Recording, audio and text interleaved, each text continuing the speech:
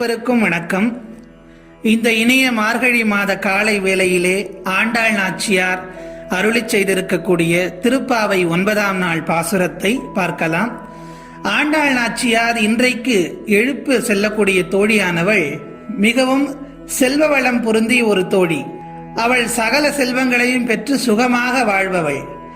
அவளுடைய சுகபோக வாழ்க்கையை சுட்டிக்காட்டுவது போல் இந்த பாசுரத்தின் முதல் வரியிலேயே அவள் படுத்திருக்கும் அறையின் நிலையையும் அவள் படுத்து கொண்டிருக்கக்கூடிய கட்டிலின் சிறப்பையும் பற்றி கூறுகின்றாள். முதலில் பாசுரம் என்ன என்பதை பார்த்துவிட்டு பின்பு அதற்கு உண்டான பொருளையும் காணலாம். தூமணி மாடத்து சுற்றும் விளக்கெரிய தூபம் கமழ துயிலனை மேல் கண்வளரும் மாமன் மகளே மணிக்கதவம் தாழ்த்திரவாய். மாமீர் அவளை எழுப்பீரோ, உன் மகள்தான் ஊமையோ அன்றிச் செவிடோ அனந்தலோ ஏமப் பெருந்துயில் மந்திரப்பட்டாளோ.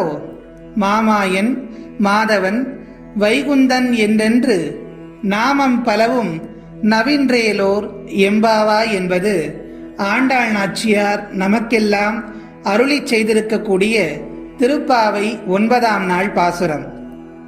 இந்த பாசுரத்தில் ஆண்டாளின் தோழி படுத்து கொண்டிருந்த அறையானது விலை உயர்ந்த மர வேலைப்பாடுகளால் அலங்கரிக்கப்பட்டிருந்தது. அதைத்தான் சொல்லுகிறார்.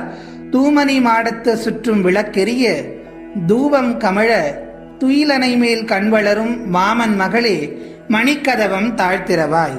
அந்த அறையை சுற்றி 8 திக்குகளிலும் உறக்கத்துக்கு இடையூறு இல்லாதபடி மிக மெல்லிய ஒளியை பரப்பக்கூடிய விளக்குகள் எரிந்து கொண்டிருக்கின்றன. அந்த விளக்குகள் புகை தெரியாதபடி மிக மென்மையான நறுமணத்தை காற்றில் பரவ செய்து உள்ளது. இரத்தினமயமான அந்த அறையில் தந்தத்தால் செய்யப்பட்ட தங்கமும் நவரத்தினங்களும் இழைக்கப்பெற்ற கட்டிலில் மென்மையான இலவம் பஞ்சை அடைத்து தைத்த மெத்தையில் தலைக்கு திண்டுகளும் போடப்பட்டிருந்தன. தூக்கமே வராதவர்கள் கூட படுத்து உடனே தூங்கிவிடும் அளவுக்கு அந்த அறையின் சூழ்நிலை காணப்பட்டது. அந்த அறைக்குள் தோழிகளுடன் சென்ற ஆண்டாள் தோழியை துயிலனை மேல் கண்வளரும் மாமன் மகளே என்று அழைக்கின்றாள். தோழி படுத்து கொண்டிருப்பது ஆண்டாளுக்கு உறங்குவது போல் தெரியவில்லை.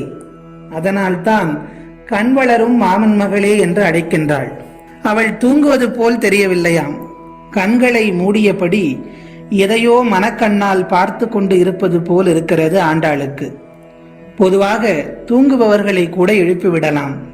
ஆனால் தூங்குவது போல் பாசாங்கு செய்பவர்களை எழுப்புவது அவ்வளவு சுலபமல்ல.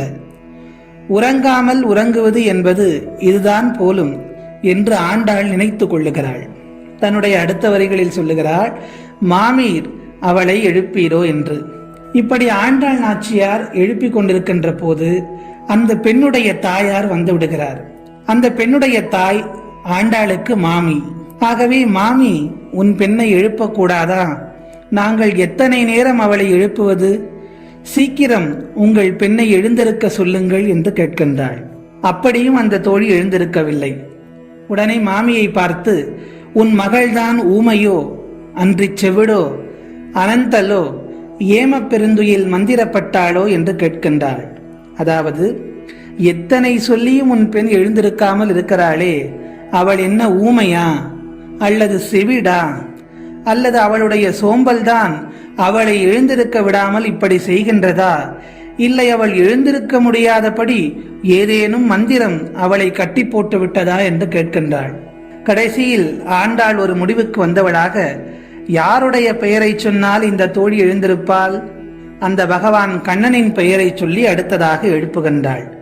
மாயவன் மாதவன் வைகுந்தன் என்றென்று நாமம் பலவும் நவின்றேலோர் எம்பாவாய்.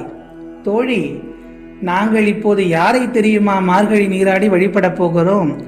மாயங்கள் செய்வதில் வல்லவனும் மாதவனும் வைகுந்தத்தில் இருப்பவனும் இப்போது கோகுலத்துக்கு வந்து நம்மை எல்லாம் மகிழ்விப்பவனுமாகிய அந்த கண்ணனுடைய புகழை பாடப்போகிறோம்.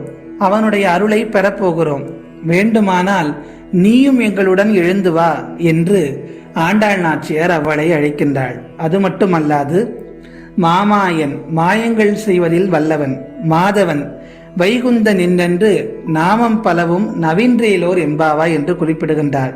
இப்படியெல்லாம் அந்த கண்ணனை நாம் புகழ்ந்து அவனுடைய நாமத்தை சொல்லி வணங்குவோம் வாருங்கள் என்று ஆண்டாள் நாச்சியார் தன்னுடைய தோழிமார்களை மட்டுமல்ல நம்மையும் சேர்த்து அழைக்கின்றாள்.